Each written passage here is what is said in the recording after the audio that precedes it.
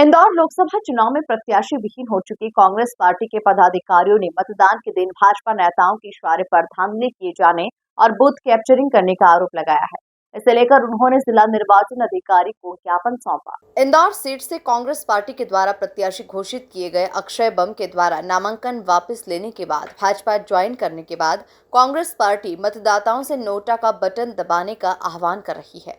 ऐसे में कांग्रेस नेताओं को आशंका है कि भाजपा नेताओं के दबाव में मतदान के दिन बूथ कैप्चरिंग और धांधली कर सकती है, जिसे देखते हुए कांग्रेस के शहर अध्यक्ष सुरजीत सिंह चड्ढा, जिला अध्यक्ष सदाशिव यादव और निगम नेता प्रतिपक्ष चिंटू चौकसे के साथ कांग्रेस के प्रतिनिधि मंडल ने जिला निर्वाचन अधिकारी और कलेक्टर आशीष सिंह से मुलाकात कर ज्ञापन सौंपा।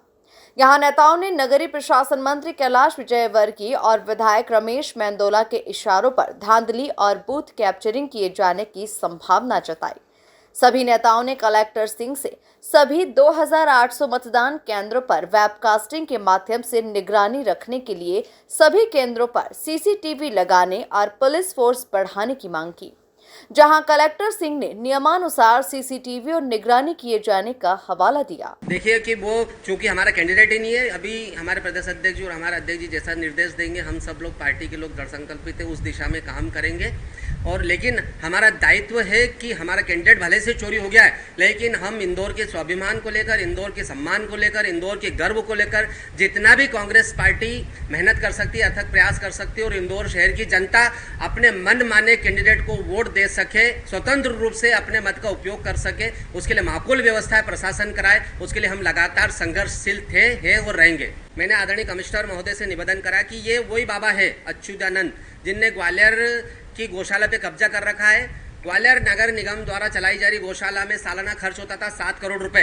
ये भारतीय जनता पार्टी से संबंधित बाबा है, जो गौशाला के माध्यम से भारतीय जनता पार्टी की रीति नीति को जनता तक फैलाने की कोशिश करती है। अब वो 7 करोड़ की गौशाला 30 करोड़ पे पहुंच गई खर्चा, मतलब 21 करोड़ रुपए, 22 करोड़ रुपए एक्स्ट्रा खर्चा ग्वालियर नगर निगम कर रही है सरकाई के लिए, बाबाओं के लिए।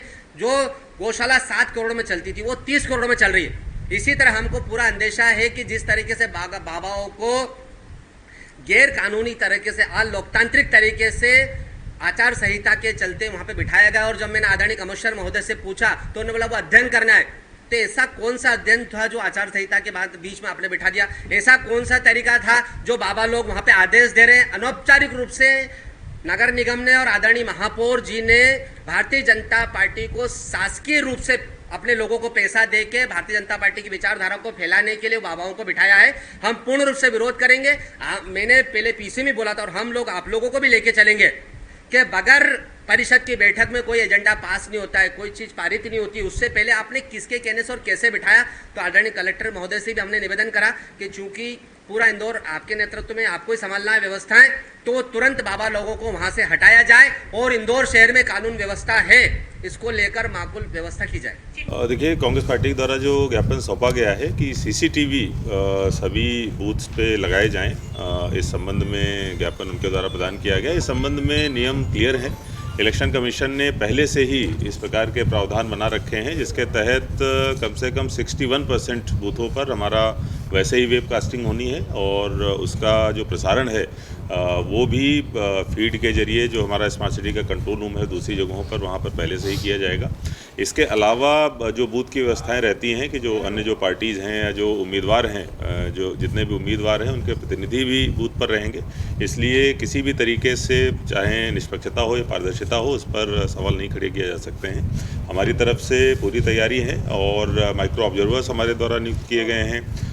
जो सेंट्रल पुलिस के फोर्सेस के लोग हैं उनको भी वो नियुक्त किया गया है। इलेक्शन कमीशन द्वारा भेजे हुए ऑब्जर्वर्स हैं जो सारी व्यवस्थाओं को देख रहे हैं। बहुत ही स्वतंत्र, निष्पक्ष और पारदर्शी चुनाव हमारे द्वारा संपादित कराया जाए।